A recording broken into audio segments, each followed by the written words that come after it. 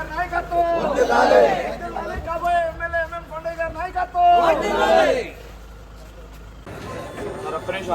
జోహార్ ఎన్టీఆర్ జోహార్ ఎన్టీఆర్ జోహార్ ఎన్టీఆర్ జోహార్ ఎన్టీఆర్ జై జై కొండన్న జై జై కొండన్న వర్ధిల్లాలి తెలుగుదేశం పార్టీ వర్ధిల్లాలి వర్ధిల్లాలి నారా చంద్రబాబు నాయుడు గారి నాయకత్వం వర్ధిల్లాలి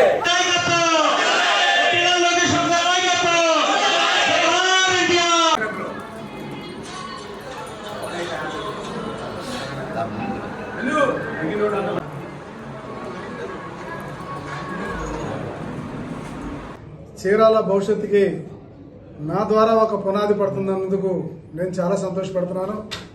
దీనంతటికీ కారణం మా జాతీయ పార్టీ అధ్యక్షులు శ్రీ నారా చంద్రబాబు నాయుడు గారు, అలాగే లోకేష్ బాబు గారు, అలాగే మా అచ్చెన్నాయుడు గారు, అలాగే నా కోసం ప్రయత్నం చేసిన మా పార్లమెంటు పరిధిలో ఉన్నటువంటి మా ఎమ్మెల్యేలు అనేక మంది ప్రత్యేకంగా పరోక్షంగా ఈరోజు నన్ను ఒక అభ్యర్థిగా నిలబెడతంలో ఎవరైతే పాత్రదారులు సూత్రధారులు ఉన్నారో వాళ్ళందరికీ హృదయపూర్వకమైనటువంటి నమస్కారాలు, ధన్యవాదాలు తెలియజేసుకుంటున్నాను. అలాగే ఎవరైతే ఇవాళ వరకు కూడా ఈ నియోజకవర్గంలో వాళ్ళు కూడా నాతో పాటు క్యాండిడేట్స్గా ప్రయత్నం చేశారో వాళ్ళకు కూడా నేను చాలా కష్టపడి పోరాటం చేసినందుకు వాళ్ళకు కూడా నేను అభినందనలు తెలియజేసుకుంటున్నాను.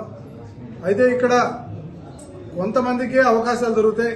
అభ్యర్థి ఒకడే కదా, చీరాల్లో ఎవడైనా ఒకడే వస్తాడు. ఎవరైతే ఇప్పటి వరకు ఈ నియోజకవర్గంలో టికెట్ కోసం ప్రయత్నం చేశారో వాళ్ళందరికీ మీడియా మిత్రుల ద్వారా ప్లస్ నేను కూడా పర్సనల్గా వాళ్ళని అప్పీల్ చేస్తాను.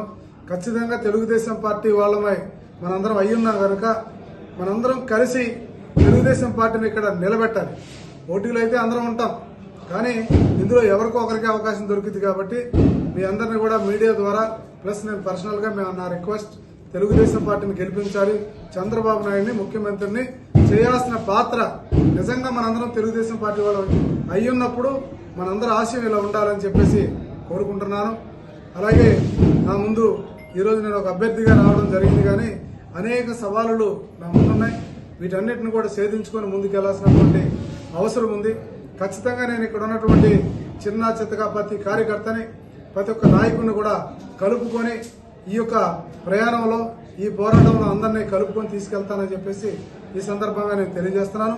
అనేకమైనటువంటి విషయాలు దాదాపు 15 సంవత్సరాలుగా ఈ యొక్క నియోజకవర్గంలో అనేక రకాల సమస్యలు, ప్రజలు కూడా అనేక రకాలుగా ఇబ్బందులు పడున్నారు. మరి ముఖ్యంగా నిన్న ఈ 4 సంవత్సరాల 11 నెలల కాలంలో మరి జగన్మోహన్ రెడ్డి గారి యొక్క పాలనలో ఎక్కడ అభివృద్ధి అనేది నోసుకోలేదు. కాబట్టి తిరిగి మళ్ళా అభివృద్ధి పథకంలో రావాలంటే చంద్రబాబు నాయుడు గారు ముఖ్యమంత్రి అవ్వాలి. అలాగే రాజధాని లేని రాష్ట్రాన్ని తిరిగి రాజధాని ఉన్నటువంటి రాష్ట్రంగా అనేక రకాల ఇండస్ట్రీస్, అనేకమైన అభివృద్ధి రావాలంటే చంద్రబాబు నాయుడు గారి మళ్ళా ముఖ్యమంత్రి రావాలి. కాబట్టి ప్రజలందరికీ ఉన్న అపీల్, నేను మీ ప్రజలందరూ నేను కోరుకుంటున్నది ఒకటే, తెలుగుదేశం పార్టీకి ఒక అవకాశం ఇవ్వండి.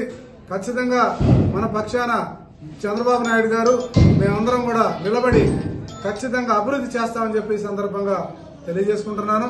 మరి అలాగే చీరాల్లో ఉన్న ప్రజలందరికీ కూడా ఈరోజు నాకు ఒక అవకాశం దొరికింది.